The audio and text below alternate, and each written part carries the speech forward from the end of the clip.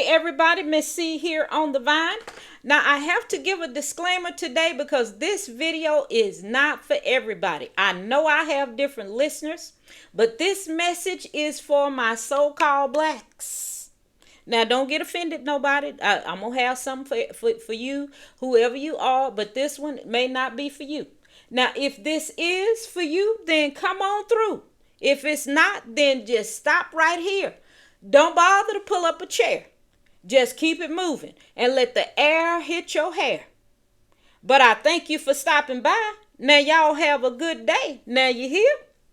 Now let's get down with the get down and come on with the come on.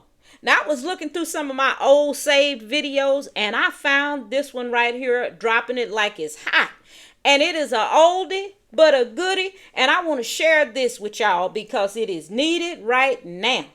And I did say that I'm looking for solutions, and I am trying to provide solutions to the things that are affecting humanity and the planet. Well, here you go. Take a listen and leave a comment after the video. All right, I don't know who this clip I'm getting ready to play belongs to, but it's a hard truth that we all need. It's an animation. I really wish I can give credit to who it belonged to, and I haven't seen it on YouTube, so I couldn't just come out here and share it. So I said, the hell with it. I'm just gonna upload it and let you take a look at it. Tell me what you think. Oh, by the way, this is probably gonna piss some of y'all off, but it's a hard truth. Heard of this before, but black people seem to really struggle with this one. You just don't seem to get it. You would rather fight against each other instead of your enemies. This is bad business and you will never get true freedom doing things this way. Instead, do what we did to gain power. We divided and conquered entire countries based on their differences, while holding true to our similarities. I am white. There is no changing that. My God-born tendency is to preserve my own. Nothing is racist about that.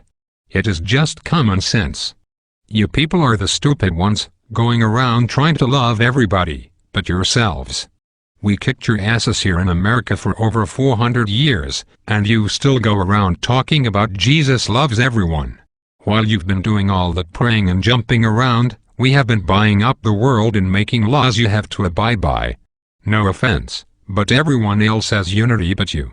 I mean, look at the business in your neighborhoods. The people that control it don't even look like you. In fact, everyone who comes to this country sets up a business in the black community. The Koreans, the Indians, the Chinese. The list goes on and on. Aren't you tired of letting these other people supply all of your food, nails, and weaves? The one thing they have that you don't is unity. Number 2. Once you get unity, you are going to need to get organized. When we took over the world, we had a plan in place. A goal. Since we whites make up a small percentage of the global population, we knew the only way for us to exist was to enslave non-white people. This was our global plan for white supremacy. But we didn't stop there. We organized a military force behind our goal and executed it to perfection.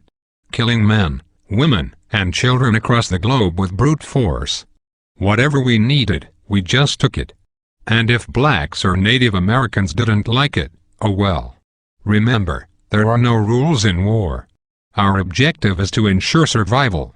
But you black people seem to think your economic hardships, social injustices, and high arrest rates just happened by chance alone.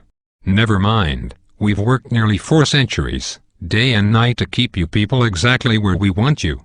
On the plantation. Yeah. It's true. Let me tell you a little secret. Most white people are not going to tell you this. It's an old family secret we have kept pretty quiet about. And for a good reason. You see, all that free labor my white ancestors got from your black ancestors, translated into a lot of money. In fact, the black slave trade was the greatest wealth-building tool in human history. With free labor we were able to finance the Industrial Revolution. Well, all of that money pretty much stayed in the vast majority of white families. And with all due respect, whites intend to keep it that way. You see, Dr. Martin Luther King was pretty good at integrating lunch counters and toilets. However, You didn't do so well at integrating bank accounts, so you blacks were shafted out of the money that was due to you in exchange for a good job and education. But it was us whites who own most of the jobs. Which brings me to my point. It's just another plantation. I say all of that to say, being organized is more than alignment, it is knowing the traps we have laid out for you, and then moving around them. Everybody knows but you blacks. That education will only keep you enslaved. It will only produce what it has already produced. A bunch of dressed-up plantation workers perfectly content, working and serving under another man's vision. You don't really think we are going to teach you to build a nation for yourselves, do you? If you were really educated, you would be able to solve your own problems. Problems like gang violence, poor economics and underrepresentation.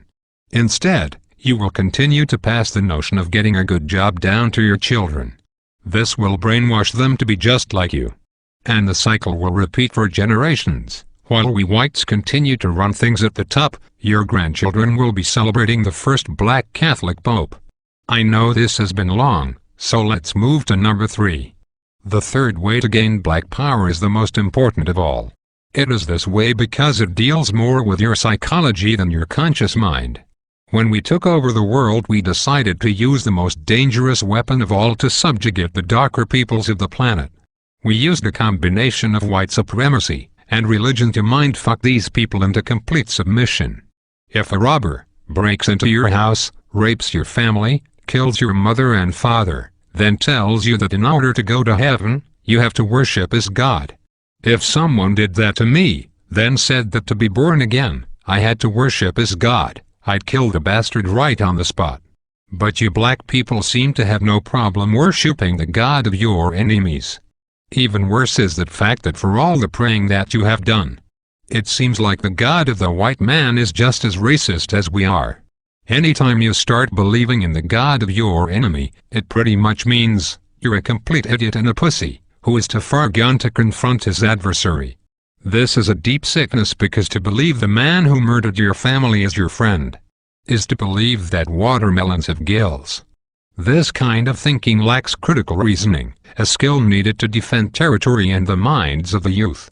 You even believe that Haiti, the only black nation that ever kicked the white man's ass, is cursed because many of them practice voodoo. You even go further and believe that it was God that hit Haiti with a 7.5 earthquake. You religious-minded blacks thought this about New Orleans too. Let me tell you the truth. We gave you this God because we knew by worshipping a white God you would subconsciously be worshipping us. That was a part of our plan, and it worked like a charm on the early slave plantations. We whites decided to perfect it, and have taken our gods all over the world to dark people. You see, we know that if we can get you to put down your God, and pick up ours, you will lose your real power. This is really effective for controlling a people. Practically, by doing this, you will never fight against us because subconsciously you would be fighting God. I know that is a serious mindfuck. But that is why you cheer for a white Jesus to kill all the darkies down in Haiti and New Orleans, while kissing Pat Robertson's ass. Meanwhile, our harp machines can shake up more prime real estate for the oil companies. If you continue to follow the God of your enemies, you will never rule the world, because you will always have your allegiance with a white man, instead of your God, who's pissed off because you traded him in for a blonde-haired, blue-eyed hippie, whose name we took from the Greek god Zeus. So, let's recap. The top 3 things you need to do to rule the world, and to have black power is: Number 1, get some unity. Stop killing each other over nickel bags of weed and coke. You are basically helping to kill off your own army. Stop it and unite. Number 2, get organized. There is nothing worse than a bunch of rich rappers talking about gangsta and keeping it real, when all of them still work for rich white and Jewish men that pimp them for their talent. With Jay-Z, P. Diddy and Oprah, you black people should have your own distribution company by now, instead of relying on your white backers to put out your albums. This is because you are not organized. This goes for all you sports athletes too. You black sports guys are stupid. You're a grown man and you still have an owner. Stop being a slave and wake up. When you die, all you will have to pass on to your children is a championship ring. When I die, I will have at least 2 islands and a few manufacturing companies to extend my legacy. For you sports guys,